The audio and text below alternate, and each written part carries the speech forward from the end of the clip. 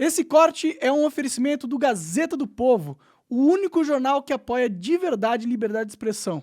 Não me cancelaram e agora tem uma oferta ali na descrição para você assinar e consumir um conteúdo sem lacração. Eu sou um cara que... Eu sou um platônico. E eu acho que um dos grandes exemplos que a gente tem é exatamente a situação da Grécia. Da Grécia dos tempos de Sócrates, Platão e tal. Porque não é muito diferente da situação nossa. Porque o Sócrates foi morto pelo judiciário, né? Pelos políticos da sua época. Verdade. Mas a diferença entre o Sócrates e a gente, e você, e o Bolsonaro, e sei lá o quê, é que o Sócrates, ele falou assim, eu vou obedecer à lei, ainda que a lei esteja sendo usada para provocar injustiça. E por Então, que ele é diferente da gente nisso? Por quê? Porque, por exemplo, você acha que a liberdade de expressão ela deve ser irrestrita, por exemplo. Eu acho que ela tinha que ser respeitada assim como está na Constituição. E é na Constituição diz que Tudo bem, é proibido. Tudo bem, mas assim... Ela garante a liberdade de expressão... Está na Constituição, pô. Não existe liberdade irrestrita em lugar Na nenhum. Constituição está dizendo que nenhum tipo de opinião, ideia pode ser retirado e censurado. Está escrito lá. A gente pode abrir o artigo que fala sobre liberdade de expressão e ler. Está escrito Abra aí. lá. Então, assim, Não, você... eu li tudo. Eu li tudo que se refere sobre liberdade de expressão. Então, mas escuta, existe... Não toda a Constituição. Eu li só a parte da... Bom, esse é só um artigo, mas a Constituição fala mais do que esse artigo. Mas 220? esse é o principal... Não, o 220 é... Não, aí tá certo, deixa aí. Desce. Ó, o artigo, sobe um pouco, 220 fala assim, ó, a manifestação do pensamento, a criação, a expressão e a informação sobre qualquer forma, processo ou veículo não sofrerão qualquer restrição que possa constituir um embaraço à plena liberdade de informação jornalística em qualquer veículo de comunicação social, observando o disposto no artigo 5, blá, blá, blá, blá, blá, blá, blá. Aí a gente pode ver o disposto. Mas no começo aí já está bem claro que não sofrerão qualquer restrição, isso implica tudo. Isso não significa que eu posso chegar aqui, por exemplo, e falar assim, olha, eu gosto de sair com criança, de me relacionar com criança de 10 anos. Você pode falar isso, você não pode fazer isso. Não, eu falar isso, eu tô fazendo apologia a uma coisa.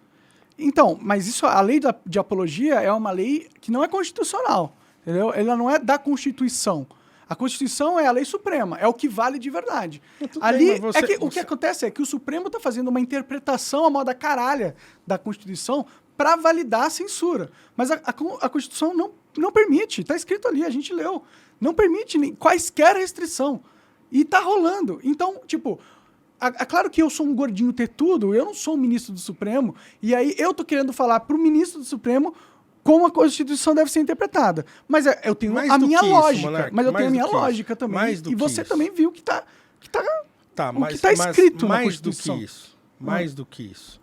Você não é só um gordinho tetudo que não pode falar pro ministro do STF, é porque você acha que essas coisas, elas são...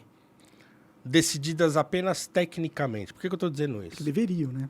Não, eu não acho que deveriam. Eu acho então o seguinte... você está argumentando em favor do ativismo judicial. Não. Eu vou te explicar o que eu estou querendo dizer. Vou usar um exemplo simples. Na peça Antígona, do Sófocles, o que está acontecendo lá? O Édipo morreu. O Édipo tem a trilogia tebana do Sófocles. Édipo rei, Édipo incolono e Antígona. Antígona é filha do Édipo. O Édipo casa com a mãe, mata o pai, tá, aquela confusão toda. Ele se cega, fura os próprios olhos. E é expulso da cidade, aí passa por colono, morre. Quando ele morre, Creonte, que era o cunhado dele, assume o poder até que os filhos dele tivessem idade para assumirem o poder. Quando os filhos dele já atingem a maioridade, eles começam a discutir quem que ia assumir o poder, o Eteocles ou o Polinices. E aí o Creonte faz uma proposta para eles. Fala assim, por que vocês não dividem o poder? Um governa por X tempo, o outro governa depois, então, sei lá, 2 anos cada um, e tudo bem. E aí eles, legal, beleza, vamos fazer isso. Aí o Eteocles ficou primeiro no poder. Passado o período que ele era, né, que era o período que eles tinham combinado, ele fala, putz, mas não vou sair não, tem um monte de coisa para fazer ainda, eu não vou sair. Aí o irmão começa a discutir com eles, começa a brigar, e ele não quer sair, ele bate o pé que ele não vai sair. Aí o irmão se alia a um inimigo de Tebas e vai pra guerra contra o irmão. E aí os dois, no meio da guerra, os dois se matam. Um mata o outro. E aí o Creonte fica muito possesso com Polinices por ele ter se aliado a um inimigo e ter guerreado contra o próprio irmão e tal, e ter morrido. Aí o que o Creonte faz? Pronto, então é o seguinte, eu vou baixar um decreto aqui e que vai proibir, eu proíbo o Polinices de ser enterrado, porque ele é um traidor. Então ele faz um decreto, é o rei, era uma monarquia totalitária, né?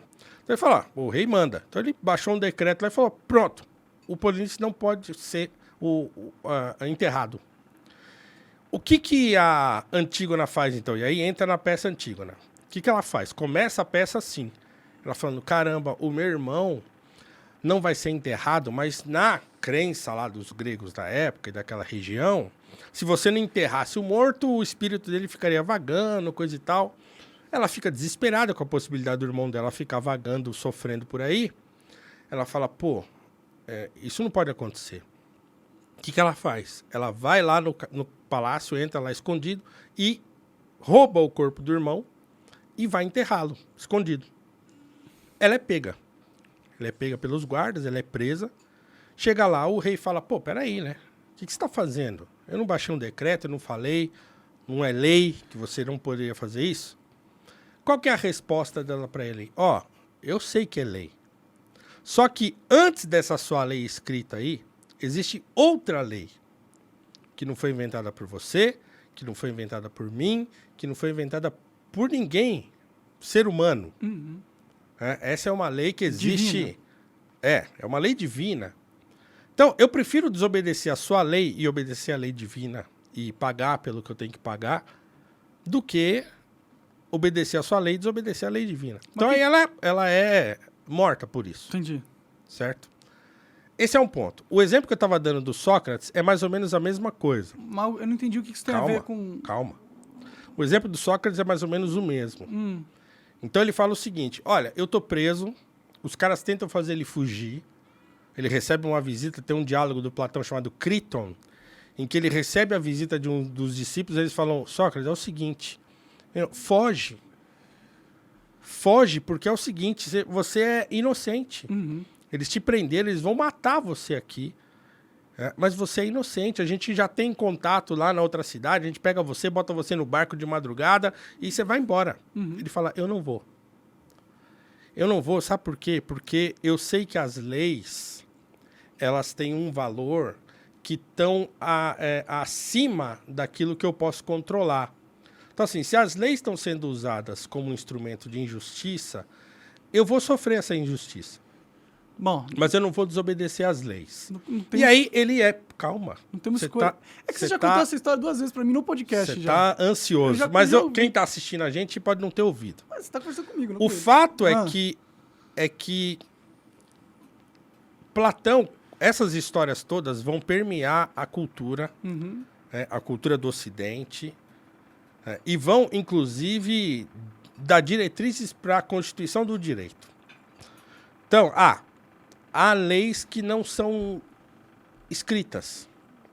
Então, tem-se, dentro da cultura no Ocidente e fora também, de que existe uma coisa chamada moralidade ou leis que não são exatamente escritas e que a gente obedece porque a gente sabe que isso aí vem de geração em geração, todo mundo sempre obedeceu, e que tem uma certa ordem nas coisas para além daquilo que está escrito. Uhum.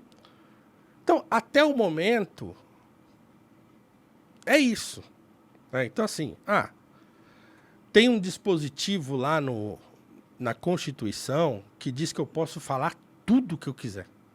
Absolutamente tudo o que eu quiser. Mas existe um dispositivo em você que deveria te dizer assim, tá, você pode falar tudo o que você quiser. Mas você quer falar tudo? Mas tem coisa que não convém você dizer. Sim, claro. Certo? Então, assim, por que não convém eu dizer? Porque, você pode causar constrangimento, você pode levar o outro a errar, você pode... Tem um monte de consequências que pode acontecer se você resolver ser e dizer tudo aquilo que der na sua telha. Porque a lei assim te permite, a lei escrita. Certo?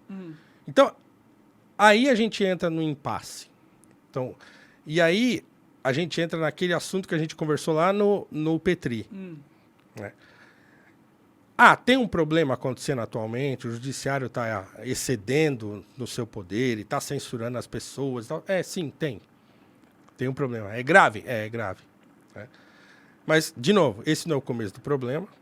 Né? E a situação do Brasil não é uma situação de normalidade. Então não adianta eu tentar tratar como uma situação de normalidade, é uma coisa que não é normal. E não é normal em nenhuma instância. Não é só no STF.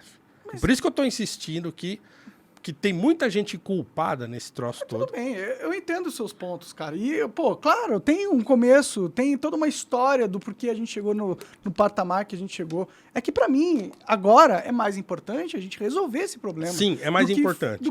Do que pensar em quem é o culpado ou em pensar em quem...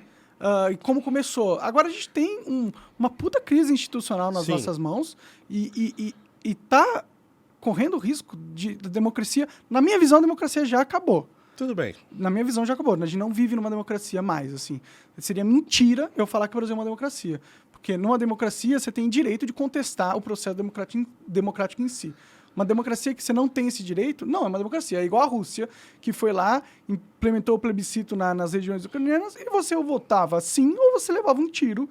E isso não é democracia. E lá você também não pode criticar e falar, eu acho que é fraudado. Você falar isso lá, você morre. E os caras estão importando essa estratégia e transformando o Brasil numa Rússia. Então, eu estou muito, muito preocupado com isso. E eu acho que a gente tem que, primeiro, acordar as pessoas, porque eu sei que você não apoia a censura, mas eu conversei com o Arthur ontem e ele não pareceu entender a magnitude do problema. Entendeu? E então, isso me mostra que a sociedade não acordou para a magnitude do problema. Você reconhece como grave, mas a maioria das pessoas acha que é pouca coisa, é coisinha. Elas não entendem as ramificações que isso podem ter na vida delas no futuro, em breve período de tempo. Entendeu? Não, eu entendo a gravidade da situação e eu acho até que o Arthur também entende.